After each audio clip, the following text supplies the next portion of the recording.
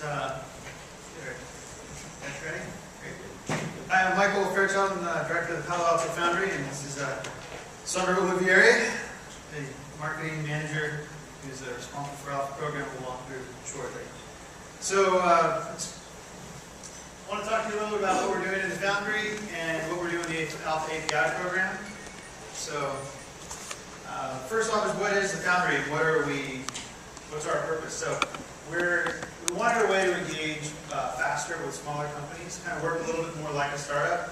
So we work on small teams, and we'll get a small company that might pitch to our executives. We'll go out and scout and try and find new ideas. We'll come up with new ideas ourselves. We'll pitch them to our executives, and then when there's a good idea that strikes and it seems like there's going to be relevance to the business, then we'll work on a project where we'll get a small team together with marketing and IT and technology and the small company, and we'll all come together and work to build a quick prototype and rapidly get that prototype in front of users. So we're really about small teams, prototyping quickly, lots of collaboration, and trying to bring design in as kind of a core element as we work through this process, getting user feedback. And all do that very fast. So we kind of work in 12-week cycles, 12-week project cycles typically. And a couple of things, our space, we've got a great spot down in Palo Alto where it's to hang out and work every day, but also we push all our tables aside and have big hackathons occasionally. So some of you have probably been there before, and if not, then hopefully you'll come out when we have the next hackathon. October 25th or 26th. And just a little bit the kind of projects that we've done. The first project was actually the AT&T API platform. So we were kind of involved in the early days trying to figure out how do we build something for developers to be able to innovate on top of the platform. As well as often we're trying to solve our own problems because we're developers and we're developing applications and we're looking for ways that we can get easier access to our own APIs inside the company. So we worked on that project, which now I think you guys are all very familiar with.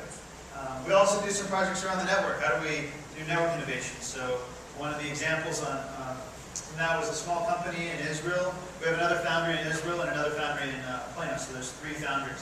And the Israel Foundry found a really cool company that had some software technology that would improve the performance of the phone on the network. And so we're able to do a small trial deployment, and we're able to reduce dropped calls, actually in the trial in this area, and then deploy that nationwide. So some core network innovations. We also build applications. So we had a driving safety application so that people could disable text messaging while you're driving in the car. And we've also done some kind of service enhancements, like the core services that we offer our customers, such as getting your bill for your UVerse. And there was a company that had some interesting technology around video presentment of text content, actually. Feed it some XML, and it turns the XML into a rendered video to explain your bill. So we did a trial, and people really liked it. Now we've rolled that out, and UVerse customers get a video demo of the bill. So we've worked on a pretty broad spectrum of applications, platforms, services. And the general model is we look for a problem, and then we kind of find some people that are doing interesting things in those spaces, and then get a project together rapidly, prototype it, and get some user feedback, and then start scaling it out to the big company. So, and the next thing that I'm going to hand it off to is actually Sandro is going to go over the Alpha API program. So, as I mentioned, we worked on the early days of the API platform. And now we have an alpha version of this. We're still trying to drive innovation into the platform and trying both by finding new APIs and by building new applications, and then we eat our own dog food as far as building our own projects on top of that as well. So I'll let Sandro go through it. Thanks. So just as Michael said, we tried to, the Alpha API program in general was developed to sort of feed into the larger AT&T API program and put some intelligence up front into what new APIs we should be working on, and who better to tell us what new APIs we should be working on than you guys, the people that are out there wanting to use them. The world of carrier APIs is always evolving, and we're going to continue to stay ahead of the game, but there's a lot of intelligence in our network that's just locked away. In order to figure out what to unlock, we've created a sort of community space on top of an API platform in Alpha to allow you guys to come in, start playing with these APIs, create early-stage applications on top of our early-stage APIs, be the first to access these kinds of services, new services like advanced network location, translation services, text-to-speech, being able to access account details, things of that nature, and really jumpstart your development cycle. Start creating apps on new services that are not available anywhere else, so that by the time that API is ready to go into production state on the API platform like Speech is now, you're ready to go with an application with a new interaction that nobody else has on the market. So really it's all about getting closer to our customers, you guys, developers. We take that feedback really seriously. Like I said, that direct engagement with you guys on the site is extremely valuable in deciding what it is that we work on, what it is that we focus on, what it is that we're pushing down the pipe towards the API platform. So I use Speech as an example because it's what we're all working on and learning about today, one of the things we're learning about today. And Speech, even though it's already in production, we've pulled them back into alpha for our next rep. So 2 new search contexts will be available in alpha. They're not currently available in production. So the gaming and social networking context will be available in alpha soon, not quite yet. So what's in alpha now? So there's some voice services, some of the in-app messaging on behalf of remote number services that I talked about earlier. Advanced network location, so it's network location APIs that won't drain your users' battery life. It has feature sets like fencing with triggers, both inbound and outbound, that will trigger messages, etc. We have some locker APIs for cloud storage, some cloud contacts APIs that have proven really valuable, and we're continuing to work on those to get them in the hands of developers faster. Account details. Translate, we're probably going to be turning up in the next couple of days, which includes the text-to-speech feature. So it's the whole game of translation. So you can take speech in Spanish, translate it to text, do a text-to-text translation from Spanish to English, and then do text-to-speech in English. So it's the full game. You can take Spanish text and get English speech on the other side, and vice versa. And we're working on, as long as you guys get in there, give us feedback. We like the way this is set up. We like how this is. This is this way, or we want it this way. Otherwise, then we'll start turning up new languages if you guys give us feedback on how you want it structured. And then hopefully we'll be able to push it down the line and get it to production faster. Because that's what we're all about at Foundry, is doing the things that you guys want and getting them into the market faster. And some account usage APIs.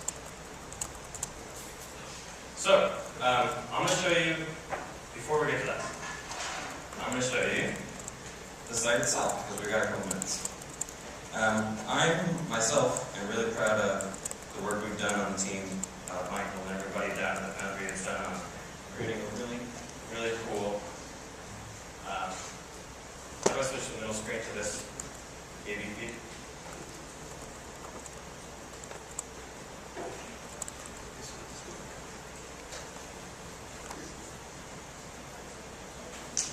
Yeah, it's plugged in.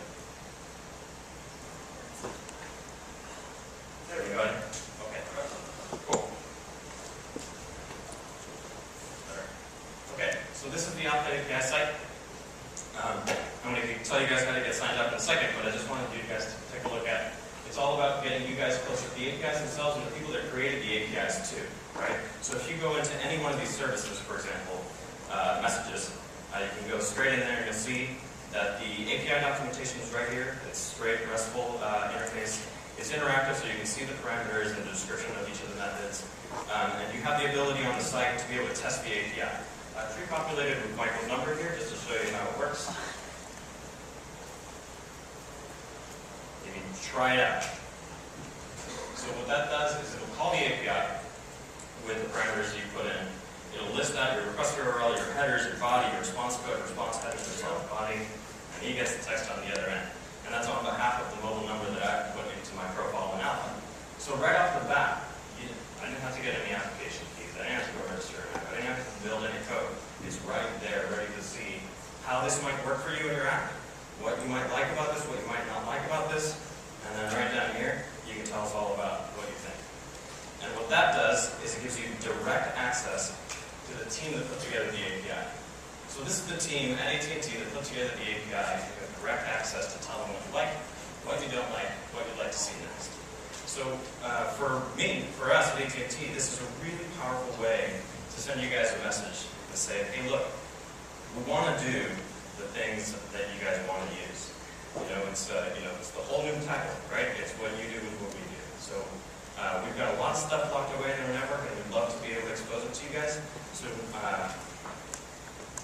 9 services exposed now that you can play around with, and there's more coming up. Translated definitely the next one. The 2 new speech contexts are coming up, and lots of really cool, exciting stuff around network latency and other network intelligence coming as well.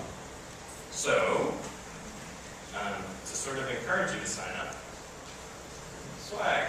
So we're giving away 5 of these really neat AT&T Foundry jackets to 5 random people that sign up for the Alpha API site today. So I'm going to be approving accounts throughout the day, and then at the end of the day, at the end of the event today, I will take 5 random using a random number generator, and you will get a cool new jacket. And this is how you sign up. The URL is at apimajors.tfoundry.com. I'm not sure if your handy-dandy code scanner will be able to scan that code from that far, but I made it as big as possible. Maybe it'll work, I don't know. So just go to the URL and sign up, and I'll be approving accounts all day, like I said, and I'll let you guys know who the winner is later on. Thanks, guys. Thanks. Sure, Q&A. Any questions?